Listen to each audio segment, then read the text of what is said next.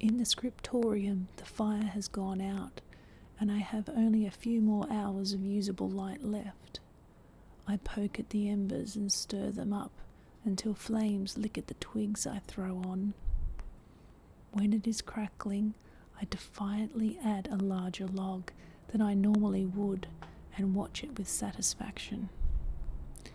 I rub my hands together until they warm, carefully massage the fingers, then sit down to begin once more. Page 10. A drawing of a young woman who seems to be sleeping, but for the fact there is a great tear over her heart. Words in a language I do not understand, but which make me nervous nonetheless, are written around her corpse. I manage the rough outline of the body before there is a scratching at the door. I curse and pull it open. No one is there. Then a furry wait as Master Brock crosses the threshold and treads over my feet to sit himself on the rug in front of the fire. We stare at each other for a moment until he closes his eyes. I shrug and return to my desk.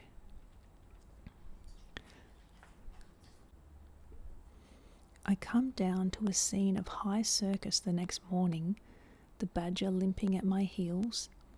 I stop in the kitchen doorway and he peeks out from behind my skirts. "The cheese is gone," Father shouts. "The cheese?" I ask. "All the cheese," says Edda. "All our lovely, lovely cheese," wails Elfrith.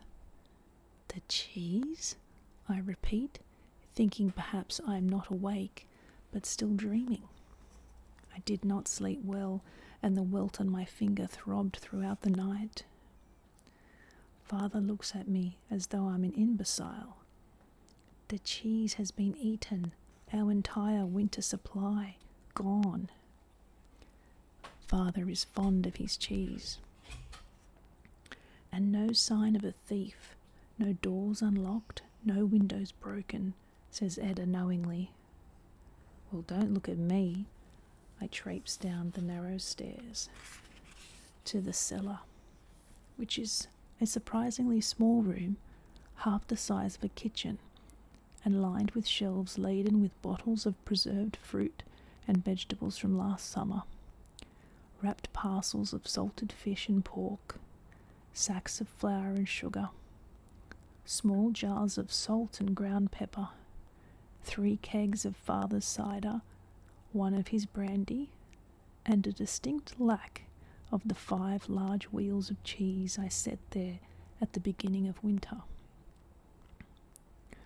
I look closely at the walls, the floor, as if I might find a secret passageway heretofore unexpected. Then I shake my head.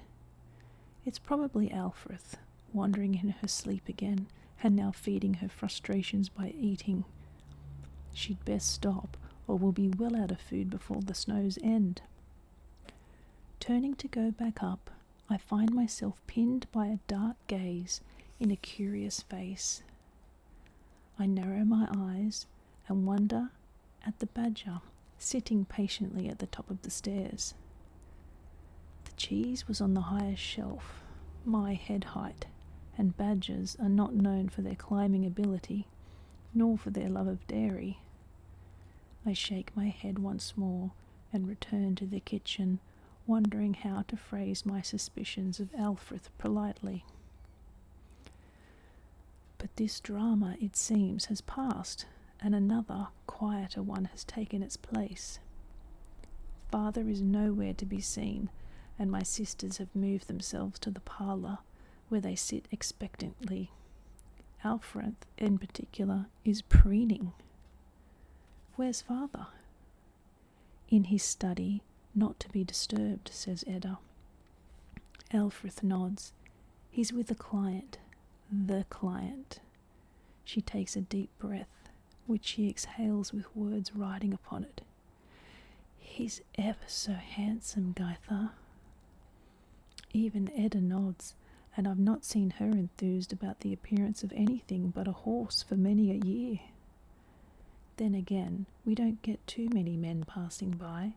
only the occasional monk, old friends of father's, random clients and tinkers. Certainly none from the burnt-out bones of South Hop village. I make a move towards the door, and Edda leaps up, terribly distressed and barring my way. "Oh no, you mustn't disturb them. Father says so." I narrow my eyes and stomp off to my workroom. Honestly, she doesn't know me at all. I sit at the window seat and watch, noting the absence of either horse or carriage. It doesn't take long before I hear the front door open and see a figure step out from beneath the storm porch, firmly settling a tricorn hat upon his thick, golden hair. He gets a good head start while I fight with the frozen casement latch and eventually clamber down the stout limbs of the cherry tree. I follow his tracks, deep footprints, and huddle against the shawls I threw hastily around my shoulders. Soon I'm into the woods. Icicles hang where leaves should be, and the patches of sky, glimpsed through the bare tangle of branches, are grey and unwelcoming. If I do not find him soon, I will give up. I'm no fool. He will visit again, and I will be waiting. Next time I will charge into father's study and take the golden-haired man's measure. I'm cold and shivering. The moment I turn around, there he is, grinning like a wolf.